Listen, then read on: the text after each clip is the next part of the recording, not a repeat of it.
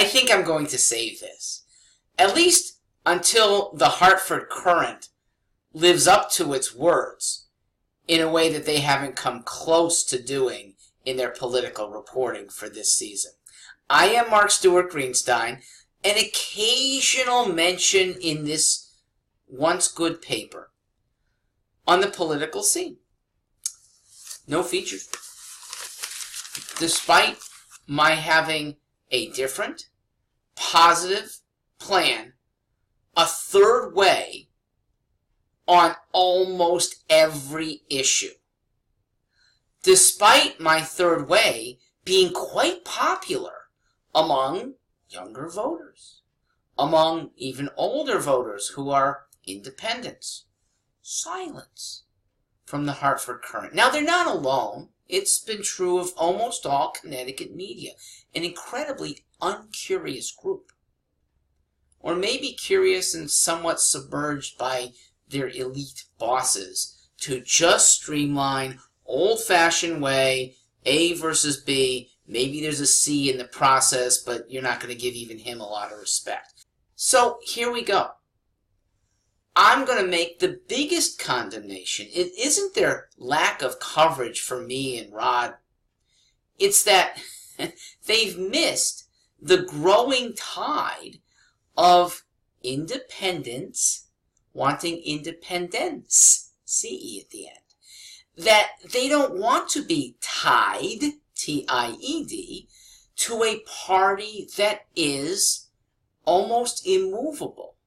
That in the process of tying yourself to all Democrat, you lose thought, you lose integrity. Tying yourself to all Republican, again, you lose thought, you lose integrity.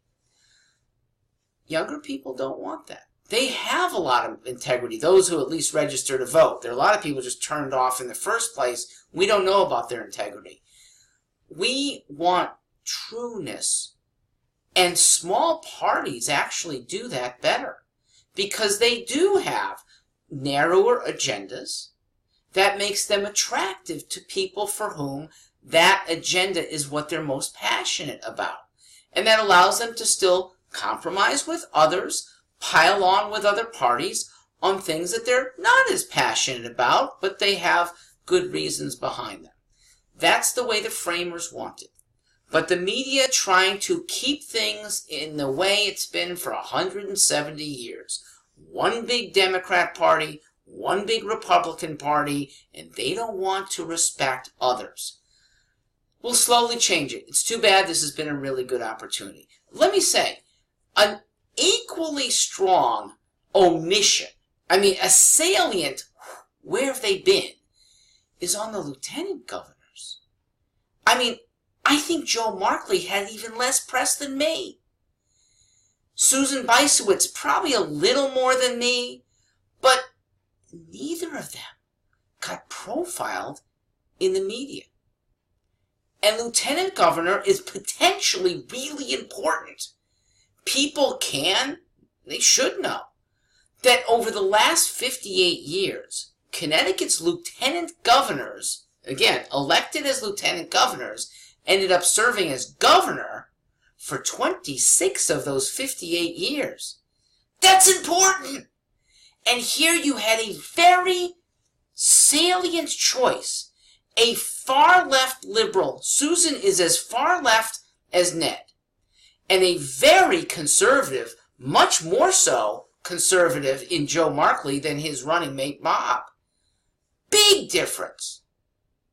Difference in backgrounds, difference in how they would govern, and yet that was ignored too.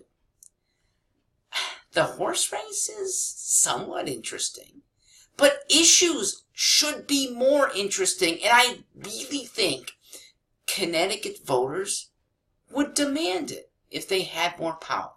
Well, more power to the small press that has elevated independence somewhat. Thank you, WNPR, Connecticut Public Radio, Meriden Record Journal, and the Journal Enquirer. Okay? They have done a decent job at profiling. I hope you'll stay with profiling even though I won't be a candidate for 4 years at least, I will be leading others into candidacies as the head of the Americans for Minimal Government Party. I founded it. There's now at least 13 people who will be running for seats in the State House for 2020. We may get some even earlier. I'm hoping we'll field some candidates in 2019 for municipal seats. Come on aboard if you are even in the media, and certainly if you're in business, and even better, if you are a successful mom. Our party is especially good for moms. Successful moms that now have all their kids in high school or beyond. Ready to go back into the more public sphere. Maybe it's just part-time work and part-time public service. The Amigo Party will help you. We'll be the back end. Your out there outspokenness, your ideas, your energy. Our job is to help you. Look us up next year or in 2020. In the meantime, thank you for paying attention where it's been available. I am grateful for those of you who found us, despite those in the media for whom journalism doesn't seem to matter enough yet. I hope you'll get better, Hartford Current. I'll be here a long time.